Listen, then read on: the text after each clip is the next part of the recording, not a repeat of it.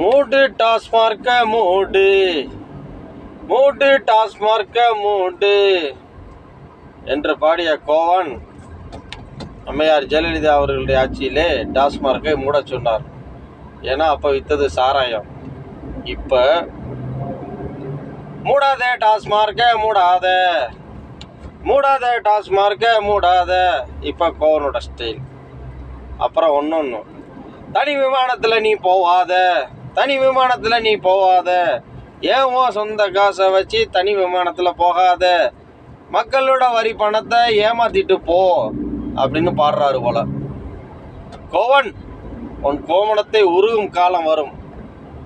தமிழக வெற்றி கழக தலைவர் விஜய் அவர்களை பற்றி நீ தரம் தாழ்ந்து பேசியதற்கு நீ ஊடகத்திற்கு முன்பு மன்னிப்பு கேட்க வேண்டும்.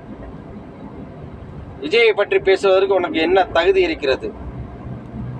டாஸ்மார்க்க மூடு, டாஸ்மார்க்க மூடு, ஊற்றி கொடுத்த உத்தமிக்கு போயஸ்காரனுக்கு உல்லாசம்னு பாடுனேன். ஏன் இப்போ உன்னால் பாட முடியல? அதற்கு பிறகு நீ பண்ணிய போராட்டங்கள் என்ன? அப்போ நீ போலி உளவாளியாக நீ மாறிவிட்டாய், காசுக்கு அடிமையாகிவிட்டாய்.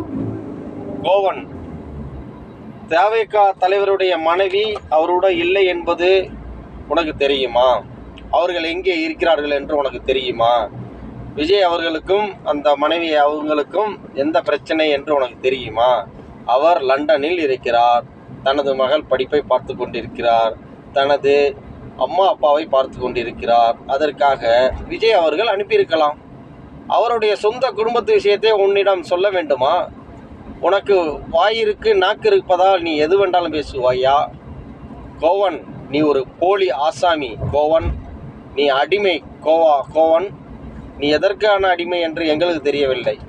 மூடு டாஸ்மார்க்க மூடு, மூடு கோவன் வாய மூடு, மூடு கோவன் வாய மூடு. விஜயை பற்றி பேசுவதற்கு உனக்கு என்னடா தகுதி இருக்கிறது? விஜய் மீது கோடிக்கணக்கான மக்கள் அன்பும் பண்பும் பாசத்தை கொட்டி கிடக்கு. வருகின்ற 2026 அவருடைய நல்லாட்சி வரப்போகிறது. அப்போ நீ என்ன செய்ய போகிறாய்? நன்றி, வணக்கம். இந்த வீடியோவை சப்ஸ்கிரைப் பண்ணுங்கள், லைக் பண்ணுங்கள், ஷேர் பண்ணுங்கள், கமெண்ட் பண்ணுங்கள். எனக்கு தொடர்ந்து ஆதரவு தாங்க. நன்றி, வணக்கம்.